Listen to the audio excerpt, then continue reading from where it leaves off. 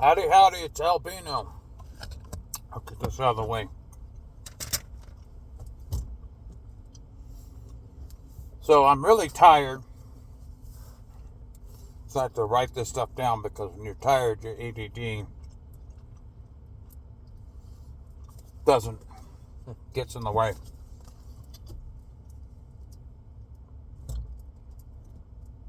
ADD people are not learning disabled. ADD people, the problem with us is, especially if we're hyperactive ADD, is that we have very active minds. Most of us are extremely intelligent. Now, if we're unable, due to the speed of our mind, to function and to concentrate, it can be an impediment to learning things, or it can cause us to be mischievous.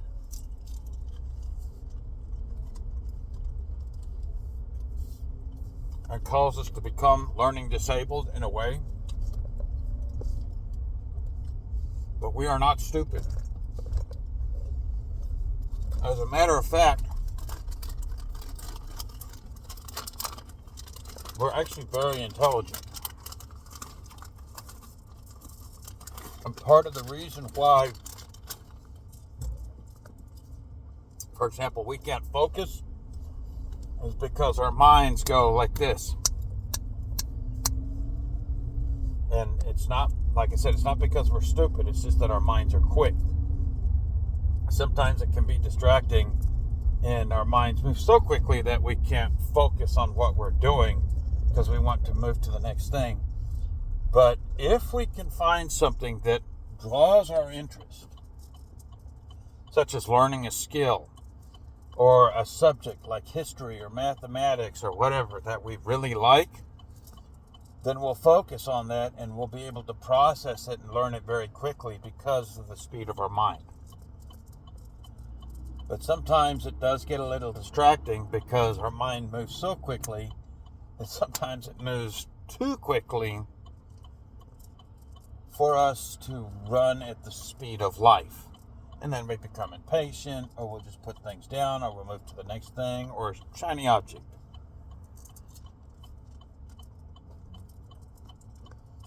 People in the past that we suspect had ADD or ADHD would be people like Nikola Tesla, Albert Einstein, those types of people, right? Tesla, for instance, he actually worked with Thomas Edison, and then he quit, and then before he was picked up by George Westinghouse, he actually dug ditches in New York City. But he absolutely, well, number one, Edison was an egotistical asshole, and he probably didn't actually invent a lot of the things that he's credited with inventing, because yes, he had a good mind, but he had people working for him. And the other side of it is he kind of had to have J.P. Morgan, who was his largest investor, kind of push him along.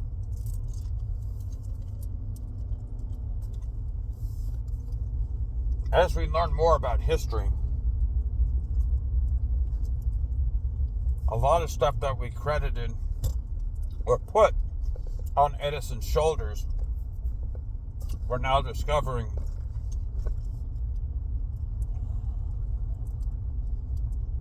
very well could have been stuff that Tesla was associated with.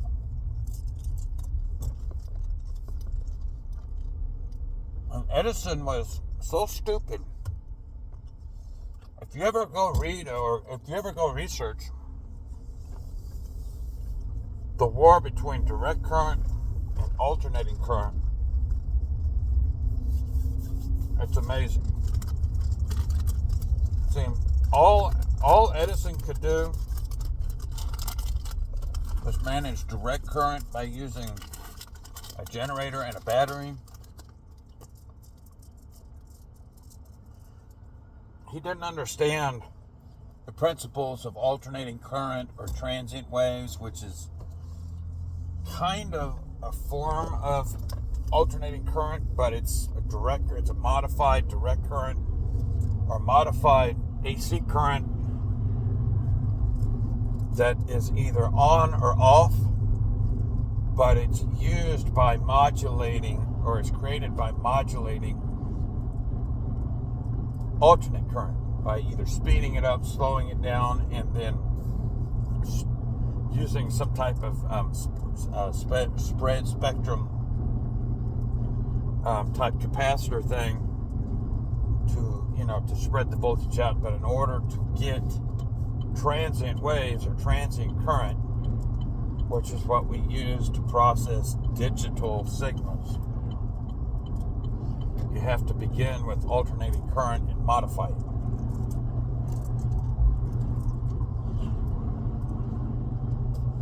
You can do it off of direct current as well, but you have to convert the direct current from a direct current to an alternating current and then modify it. So I know this because I was in SATCOM in the Army, and back in the day when I went through school, we got 1,264 training hours of basic electronics, multiplexing, modulating, all that other stuff, radio propagation theory, all that. See, I'm a nerd, right? Did that for 20 years in the Army.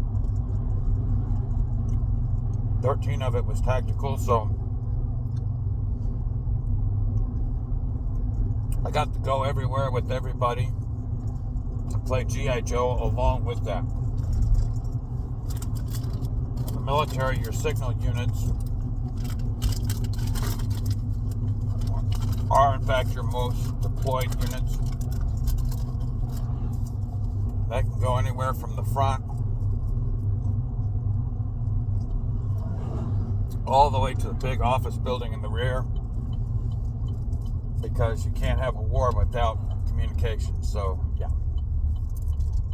You're just a signal piece. Yeah, well, I jumped in the foxhole with you too. The most deployed unit in the United States military to this day is not the 82nd Airborne. It's not the 101st. It's not the Marine Expeditionary Force.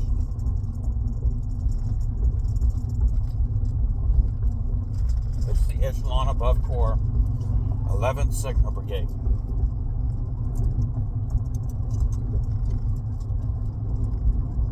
They have had, originally I thought it was since the Gulf War, but now I know since at least the Vietnam War, they have had at least a company-sized element deployed somewhere on the globe since Vietnam, consistently.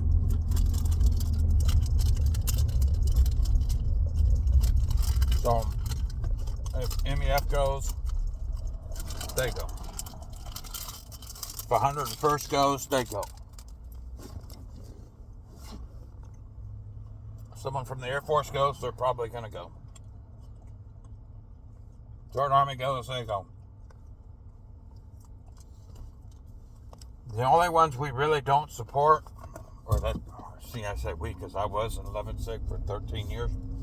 The only ones they really don't support is the Navy, because they have their own stuff. The Marines and the Air Force do too, but it's smaller than what the Army has as far as their signal corps.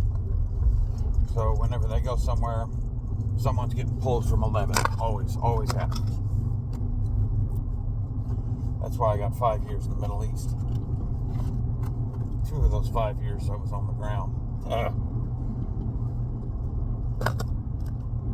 So, anyways, see what I mean by ADD? Went off into ADD about Nikola Tesla and how I know the things that I know. And all of a sudden, we just kind of ventured off into my military history. So, I actually wrote the topics down because I am tired.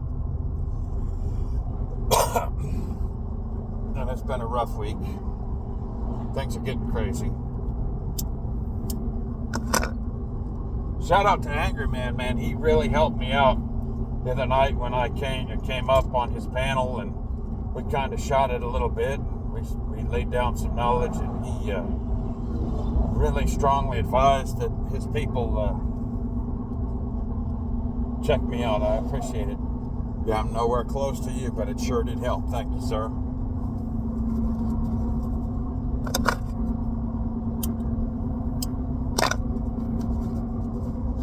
Loud ass tires. It's alright in Colorado. It's a dry winter. We've only gotten one snow so far, but in Mexico, Colorado, being up in the Rockies and the high plains, they get some pretty nasty winters, so I got some pretty noisy tires on this truck.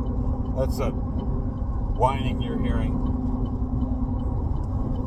So anyways, first topic, why Gen X men hate feminism and they love women that remind them of their World War II generation grandmother.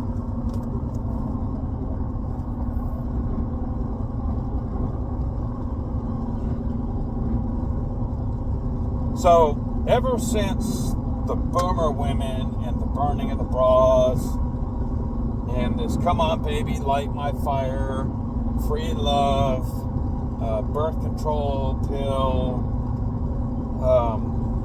Virginia Slim, you've come a long way, baby, type feminism that started, well, it really started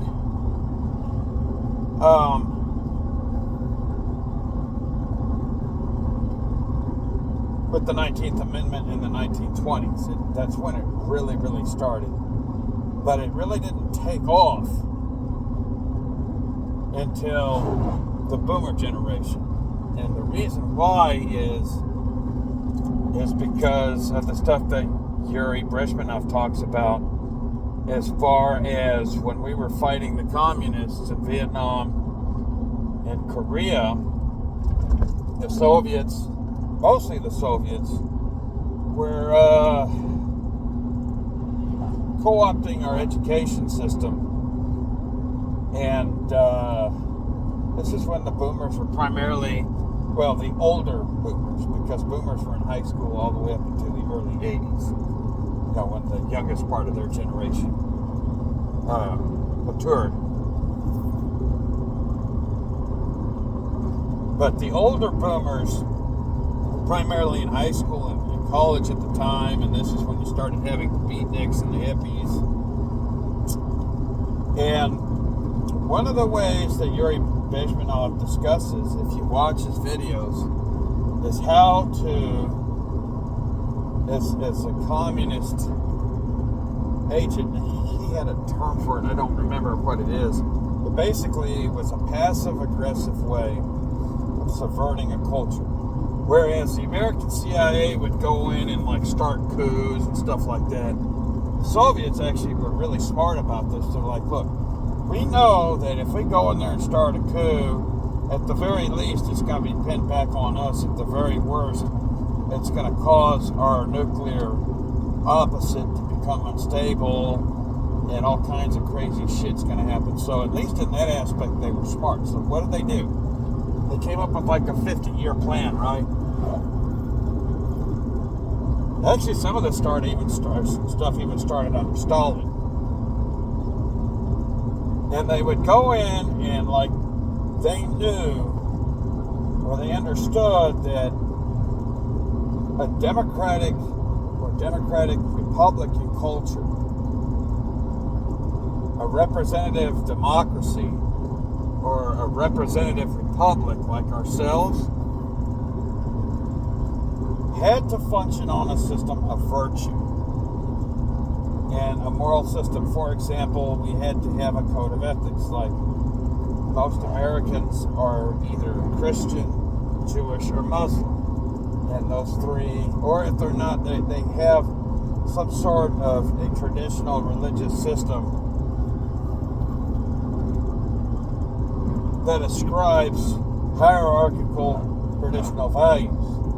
Now, in the American system, yes, every person is an individual and has free will, but by our moral codes and creeds, we self-organize.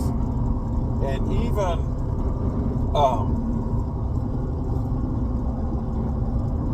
John Adams said that the only way that our republic would function is if we were to remain a people of virtue.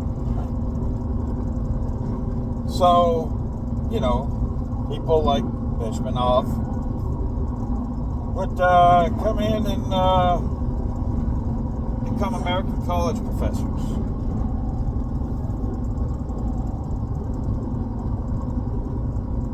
Or become high school teachers. Now, most of them were Americans. Remember, the traitor speaks our language and lurks within our gates. Tell me who said that.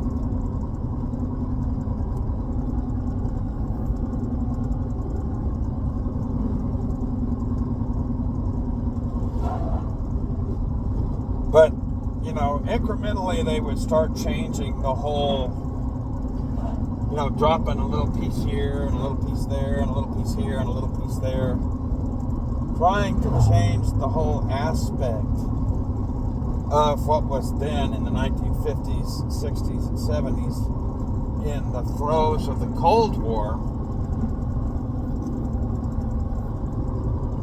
the aspects of our culture that they knew within 50 to 70 years would cause it to completely just fall into shambles. They also knew that with a life of ease, or relative ease, that it's easier to distract a culture or implant what I like to call Cadillac problems. So, for instance, I'm actually going to make a longer drive because this is going to be a longer thing here. For instance, if they tried to do this during the Great Depression, or like in the 1840s, or any time when we were either like living on sustenance farms, or we were in economic times where people were primarily focused on making a living and feeding themselves and providing for their families, that people would not be able to be distracted from the normal social structure, because even though they were having a hard time, family and community and earning what they could get was keeping them alive. The Soviets knew that in a culture of abundance, when people have free time to have their minds wander and ponder, that was the opportune time to do things like piggyback their cause onto civil rights, to do things like interject things like, like Satan did to Eve in paradise in the garden, right? In Eden, which she didn't have anything to think about other than, I'll just go pick some fruit today. It's perfect nature, right? That's when minds can be poisoned, okay? So, as the World War II generation, through the 20 years from 45 to 65, were doing two things. They were bringing America to the zenith of its power and culture. And the World War II generation, along with their silent generation, younger brothers and sisters, were actually like, okay, everybody's equal now. They were doing real civil rights, right? Because that's like, for example, Truman desegregated the military in 46. Brown versus Board of Education and all that stuff, where Eisenhower had to send down the National Guard to desegregate the schools. That was in the 50s. It's just before the boomers were old enough to start trouble, And then, a lot of the civil rights movement, as far as the real civil rights movement, was kind of almost wrapped up in the early 60s. And then once that was done, and America was at the zenith of her economic power and about to go to Vietnam, and as she was in Vietnam, that's when they hit. Okay. Along with, if you go back and you look in the 20s and the 30s, a wing of the Democrat Party had been co-opted by the bullshit, or by communists, okay, that either they were Americans that went to the Soviet Union or to France for the Bohemian experience in between the world wars, and came back and started spreading these ideas like Alger Hiss and the Rosenthals, or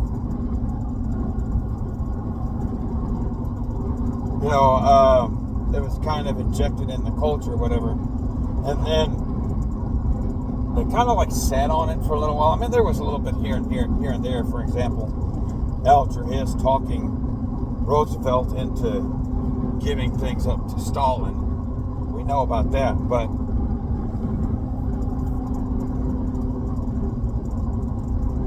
they really started, and they learned their lesson in Korea. We're still technically at war in Korea right now. That's an armistice. But the Chinese, the Soviets were backing the Chinese, which were backing the North Koreans.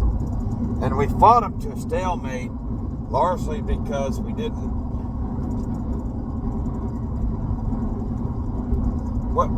fought them to a stalemate. We won, but we didn't reunite the peninsula. We met the objective under Matthew Ridgway of protecting South Korea, which is what we did, okay? But they learned from that, and they're like, okay, we lost in Vietnam. We lost all of South Vietnam. So by the time we were at that economic, military, cultural zenith going into Vietnam, that's when the ones that were already here struck. That's when those leftist college professors that went to France and Russia back in the 30s and came back, that's when they started to, and actually we started, Vietnam is kind of like the Civil War. If you read up on Vietnam, we didn't have combat troops until the mid-60s, but we were involved starting in the 50s, and they knew it was going to grow into that. So at first you got like the older beatniks in the late 50s and early 60s, and then, then it really kicked off once we actually started sending people over, right? It's because these professors made these very comfortable boomer children. Even the boomer children that were under Jim Crow, relatively compared to the generations before them, even though they may have endured some discrimination in the 50s and the 40s, and partly in the early 60s, they still had relatively comfortable lives, relatively speaking, compared to those before them. And then what they did is they're like, oh, wait a minute. these fuckers just got over it. The Soviets just like, I said, these fuckers just about wrapped up their civil rights thing. You know what? Let's ignite that fire too with these boomer kids, along with getting them to turn against their own countrymen as they're trying to fight us in Vietnam. So a lot of the cultural devolution started in that, or really took off in that era. It kind of started in the 20s. And, okay, yes, I can understand, like the Susan B. Anthony was not what you would call a Fabian socialist. Now, Helen Keller was. Helen Keller was like George Bernard Shaw, Margaret Sanger type Fabian socialist, okay? She was evil. I understand, she was blind and deaf, and she accomplished a lot in her life because of that. But she kind of fell in with those people, and she was actually more destructive than helpful. But Helen Keller was like early 20th century, okay? See, the Jacobins, socialism's not a new thing. In the modern era, we can trace it to the French Revolution and the Jacobins. If you read up on Napoleon did some stupid shit, but Napoleon was a bad guy and a good guy at the same time. And I encourage you all to do a deep study on what Napoleon got started well, and he got too big for his britches is what happened to him. But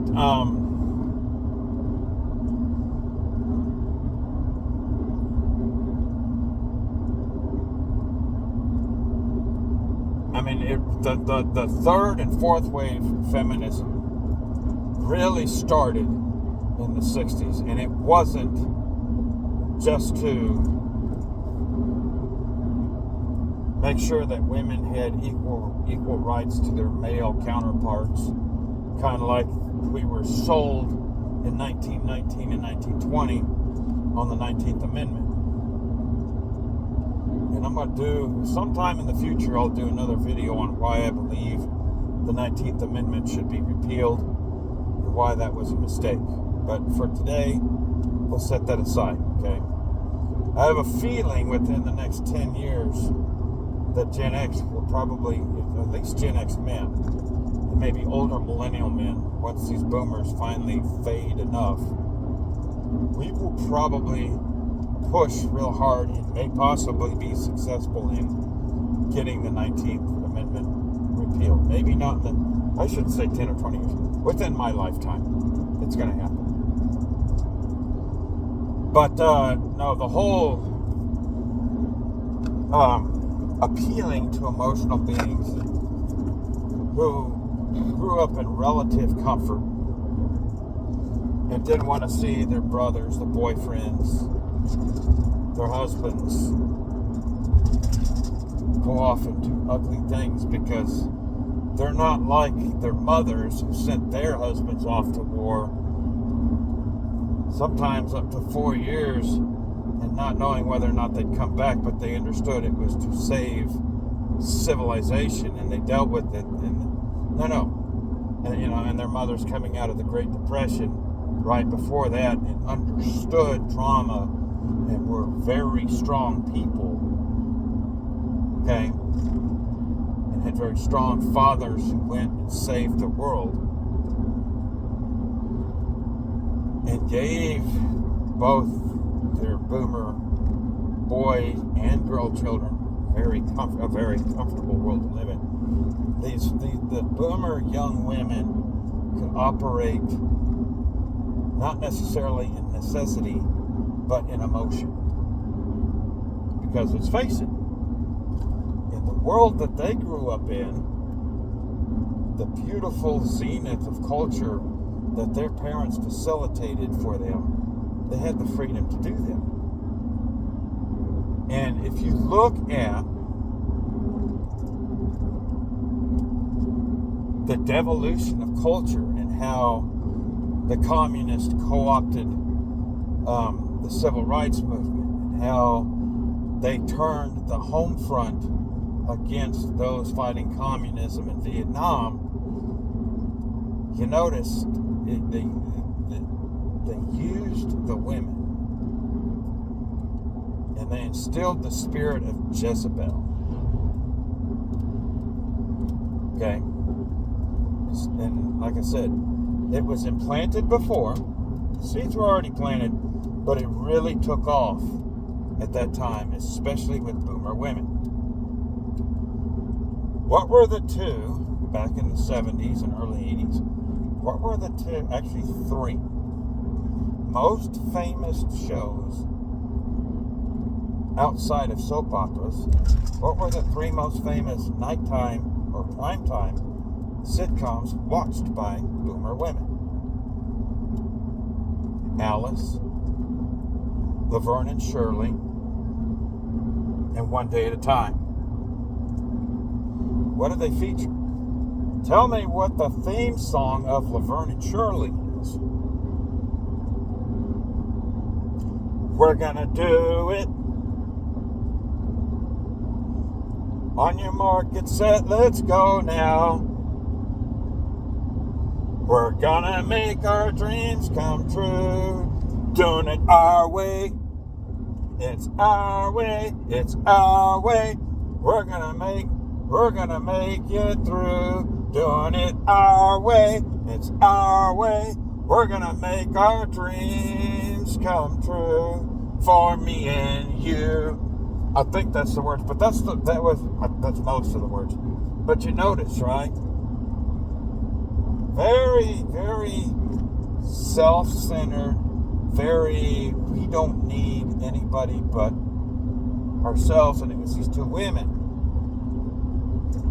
working a blue-collar job in a factory, okay? So these are the women, or this culture was the women that Gen X men grew up with as our mothers. And millennial men too. But Gen X men, I think we got the brunt of it. And they raised our sisters, our girlfriends, and our wives. I said all of that to come to them, okay? But see, Gen X men, we grew up early enough, in spite of our simping fathers, who got divorced a lot, and they were the ones getting divorced a lot because they have it in their mind from their very comfortable upbringing, happy wife, happy life. Let me tell you something. My great-grandparents that raised my World War II generation parents, when they were living through 2 world wars and a depression, they weren't always happy wife, happy life. Sometimes we're like, where the fuck is our next meal going to come from? We both got to work to find it. Okay? See how that's changed? So these boomer men, happy wife, happy life. I'm just a beta simp. Divorce. Happy wife, happy life. I'm just a beta simp. Divorce. And Gen X men fell prey to a lot of that too, and I initiated one of my divorces, and that was my fault because I was the one being the asshole. The second one, I got caught up in that beta simp shit, and it almost destroyed my life. There are things now in my life, like for example, the engineering stuff, because of what my second wife did to me, because I fell in with that, I can't do anymore. I just can't get the clearance to do it anymore. Okay? But the thing about us Gen X men is we were born early enough that our World War II grandfathers, and in some cases, their fathers were still alive. And not only did we hear the stories about how fucking awesome they were during during the Great Depression and World War II, if we had great-grandfathers, even World War I, and how they were supermen, and then they came back and made this country great, and set, and they were the ones that actually did the civil rights, okay? And then they were still tough, strong, old men, some of them all the way up into the 1990s before their health just finally took them down. For example, I had one grandfather that was a mechanic, a preacher, and a farmer. And until he got to where his body just failed him completely, that dude, and he was a chubby little man. He had all kinds of little health problems here and there that would probably put most younger men on their backs, on disability. But that man would work 6 days a week on something. I've seen him take engine blocks and pick them up and set them on workbenches with his hands. And he was in his 60s and early 70s until he got so sick he couldn't do it anymore. He'd go out there and work in that garden or out on that field or in his barn or whatever. It'd be 110 degrees outside.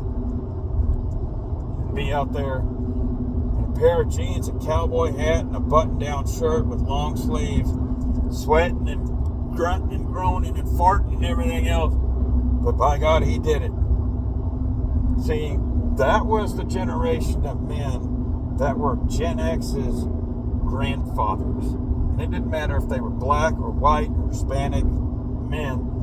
That's the type of men that the Gen X men watched, okay? And we watched how they treated their wives. They were firm with their wives. They weren't, some of them could be abusive. But for the most part, they weren't abusive. They were firm. They were leaders. They didn't put up with guff. They set boundaries. And they ran their house. Okay? But their wives, number one, were raised as ladies. Real, actual, feminine, strong and feminine ladies. And they followed their men because of who their men were and who their daddies were.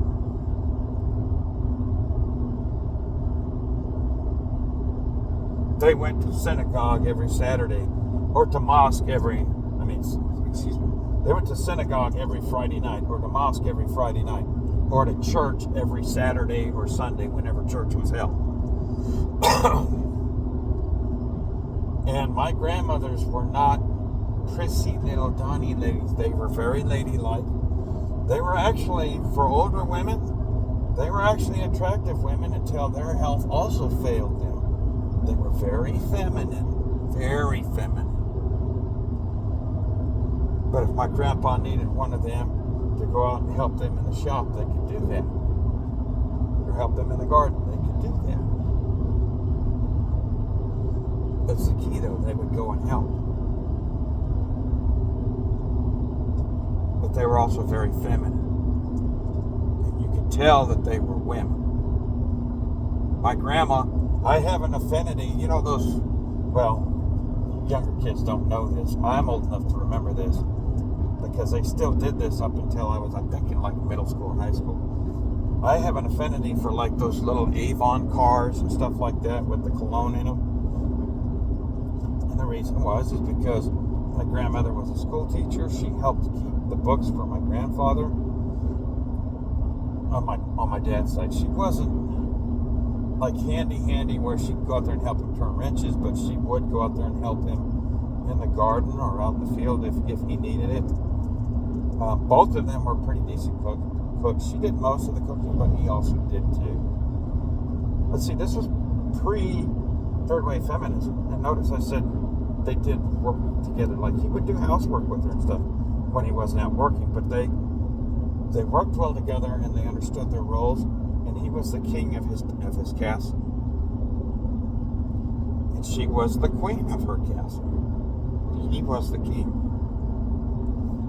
Same thing on the other side with my parents, or my mother's parents. You know, my grandmother on my mother's side, if we were out working in the garden with my dad, my grandfather, he was on that side, he was a little older, so he lost a lot of his strength.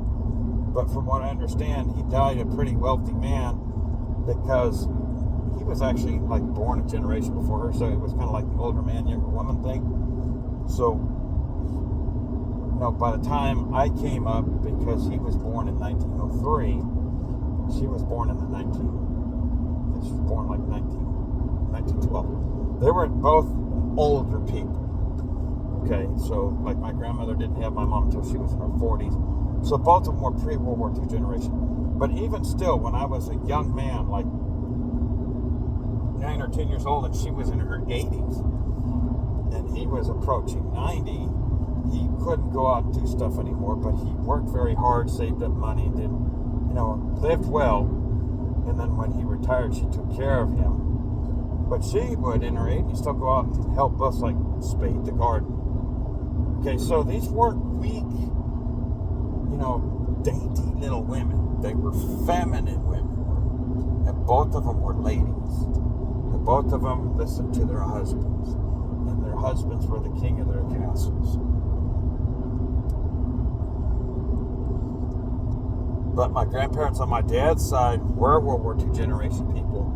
And the difference between their culture and my parents' culture was night and day.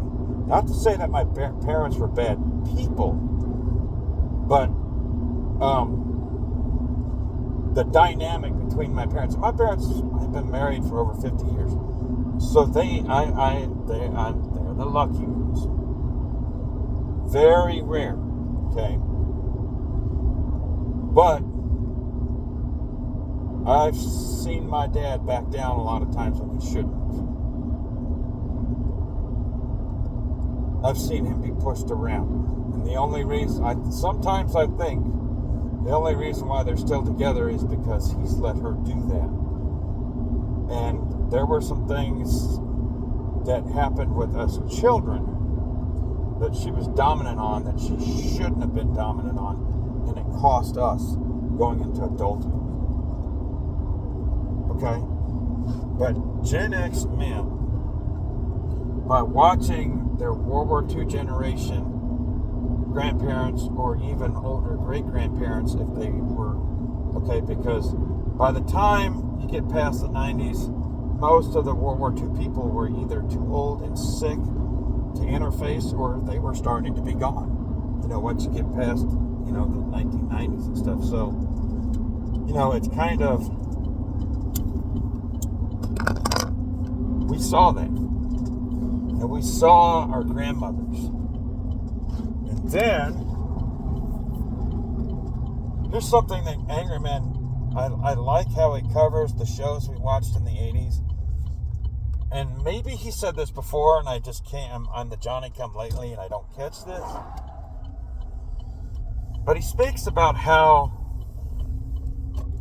the TV shows in the 80s and the early 90s, actually starting about the late 70s, starting with like stuff like Dukes of Hazzard and The Fall Guy. Those shows actually started in like right on the edge of the 70s and the 80s.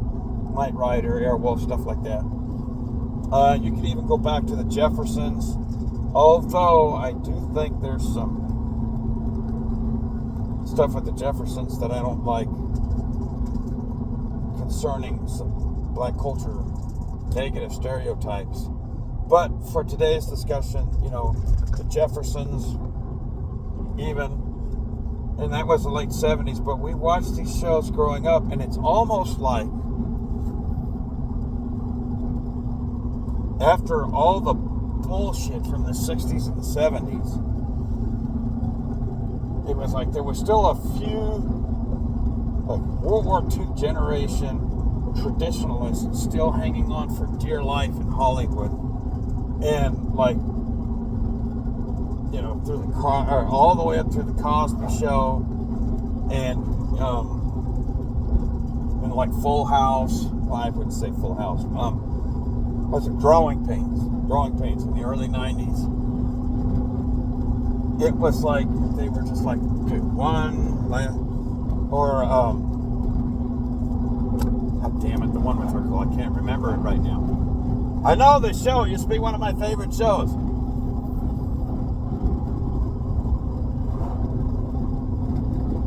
I'll remember like 15 minutes from now when my ADD brain says, oh, this show. But the one with Steve Urkel, right?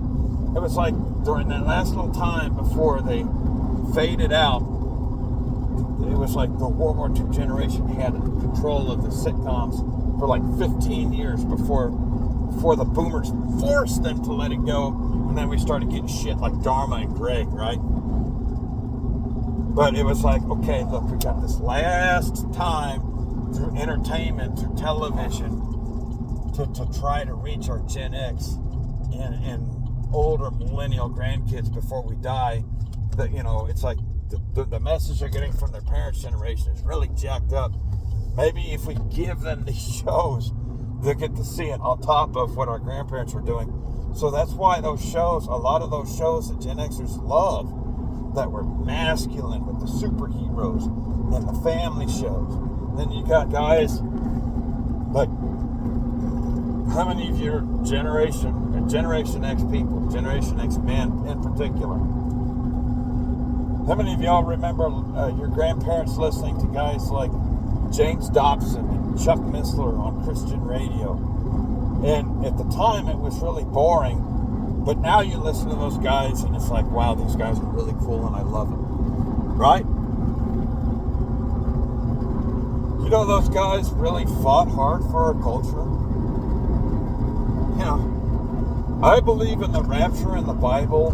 I believe that, you know, that Jesus is going to come and he's going to pull what's left of his church up before 7 years of judgment and stuff like that.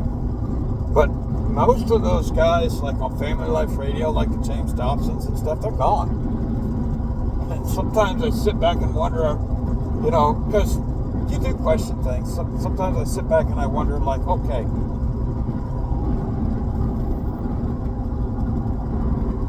you know, is the rapture really like he's just going to pull all of us up, or did he just like pull the last good ones up and we're going through it now? Obviously, I believe in the 7-year thing and everything else, but the good ones are gone. The strong ones are gone. Look at the churches. Look at the boomer churches. But this is why a lot of Gen X men and older millennial men now, if they can't get along, and many of us have been divorced once or twice ourselves. Why? Because a lot of the Gen X women went the way of their boomer moms. A lot of the millennial women, oh my God, the millennial women, a shitload of them went the way of their boomer mothers, right? That's why Gen X men like going down to Mexico to find wives, or to the Philippines, or to Japan. A lot of us do. Or even though we're against illegal immigration, if we can find a green card holder and she's traditional, we'll link up to her real quick. Because those women came from cultures, or even if we could find like a Mennonite girl or something like that, or a very traditional girl that hasn't been fouled up by boomer church, or third wave or fourth wave boomer feminism. We tend to try to find women that remind us of the women that our grandmothers were. And just for you feminists, so-called feminists, think that these women were demure, let me tell you something. Rosie the fucking Riveter. But when it was time for them to be a woman, they were a woman. And that's where they were the strongest. They weren't weak, but they were women. That's all I have to say on that.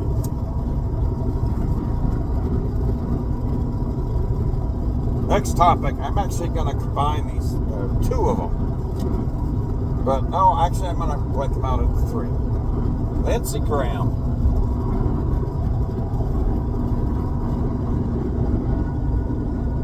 The The next three topics are on senators, Republican senators. Okay.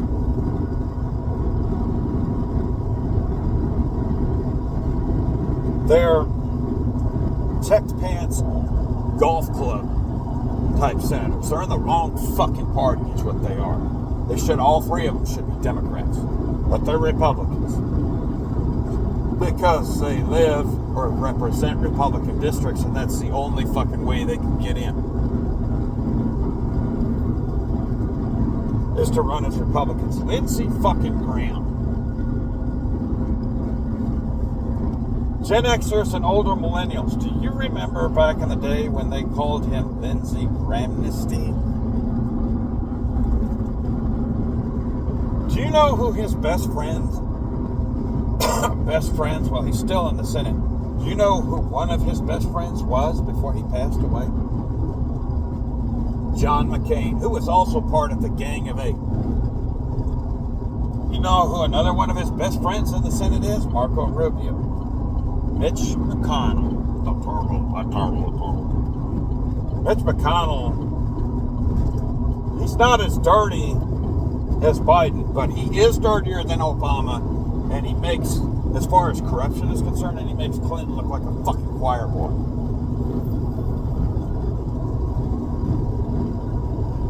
Mitch McConnell only does conservative things like allow Trump to have his Supreme Court justices when it's time for him to put on a conservative face. But when it comes to Trump's America First program, he fights him tooth and nail. Lindsey Graham fights him tooth and nail too. Why do you think the Gang of Eight, which was 4 Democrats, this was 2013, 4 Democrats, 4 Republicans. Remember DACA? The Dreamers? Yeah, Lindsey Graham, Marco Rubio, Mitt Romney, and John McCain were the 4 senators of that Gang of Eight, the 4 Republican senators of that Gang of Eight that pushed that shit. Now, y'all need to go back and watch my video on Matthew Cox and the cartel associate, all the money that's being laundered through the New Generation cartel. And isn't it fucking funny that Lindsey Graham is one of these pro-Ukraine guys? I'm telling you, follow the money. It goes through Mexico, or actually it goes to Ukraine, back to Mexico, back into people's pockets, through the cartels. I promise you it does. Matthew Cox's guide, and other research I've done, proves this. And since Lindsey Graham is kind of zesty, he's not going to come out and tell you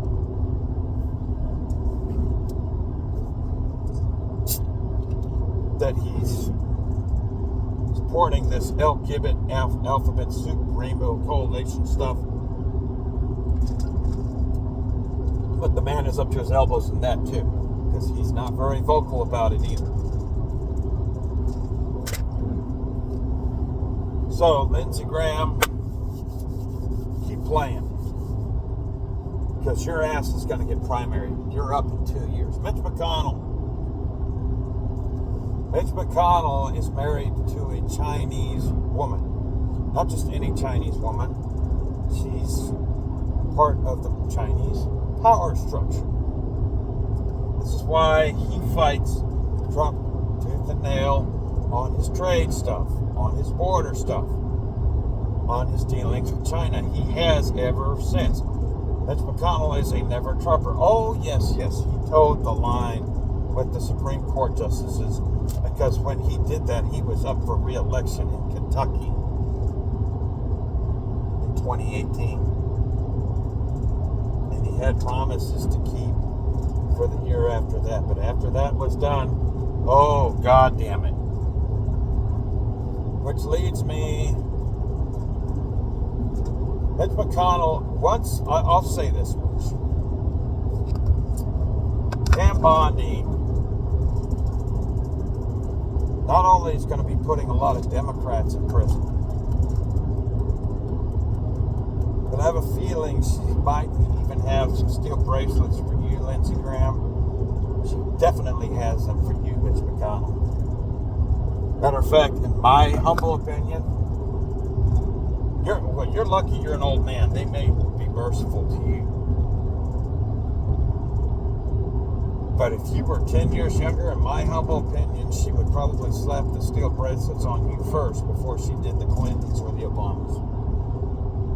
We know how deep in that mess you're in. It's a good thing you're as old and as sick as you are. And the only reason why you're hanging on to power is because you're scared to death. But they have another friend, little Marco. See, Trump is such a chess player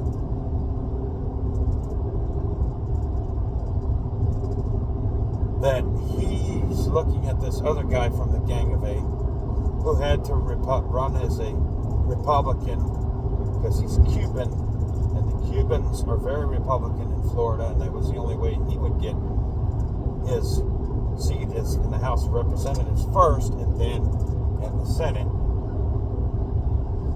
But Marco Rubio is also an open borders guy, which makes me wonder where he's padding his pockets. Same people as Graham, because you were on that Gang of Eight with Lindsey Graham and his team, and John McCain and Mitt Romney, who just retired. Mitt Romney, why are you retiring so fast? Where are you running, buddy? Where are you going? Oh, yes, Mr. Anti-Trump himself. The only difference between you and the other three is you didn't hide it, so at least you're consistent that way, I guess. But I don't think you're really the good Stormin' Mormon that you say that you are. I have a feeling you've got a little side money, too. Maybe we should all go watch my video on Matthew Cox, or maybe you should look up Matthew Cox and Cartel Associate and watch his video yourself and put two and two together in your head. But as far as I'm concerned, Marco Rubio, you were pulled out of the Senate on purpose, and you were kicked upstairs to the Department of State. And this is the chess game Trump's playing with you. You're not going to stay in the State Department for long. See, he's going to play apprentice with you. The first time you cross him, you're fired. And your political career is over with. And then he'll put somebody that he knows you can trust. See, he's not putting you in there because you're on his good side. It's called kicking a problem upstairs, so that way he has direct reach to you. He's got you out of the Senate, so you can't fight him anymore. Got you right where he wants you. So my advice to you, Marco Rubio, if you want to survive in Washington, D.C., you had better do a 180, and you had better do every single thing your boss tells you to. Because I have a feeling that if he fires you, his little blonde friend, Pam Bondi, is probably going to be coming right behind him, also with steel bracelets for you. Trump ain't playing. And this is AL-BINO signing out. These are my opinions, my observations. So far, I've been fairly right. Let's see what happens. Y'all have a good night.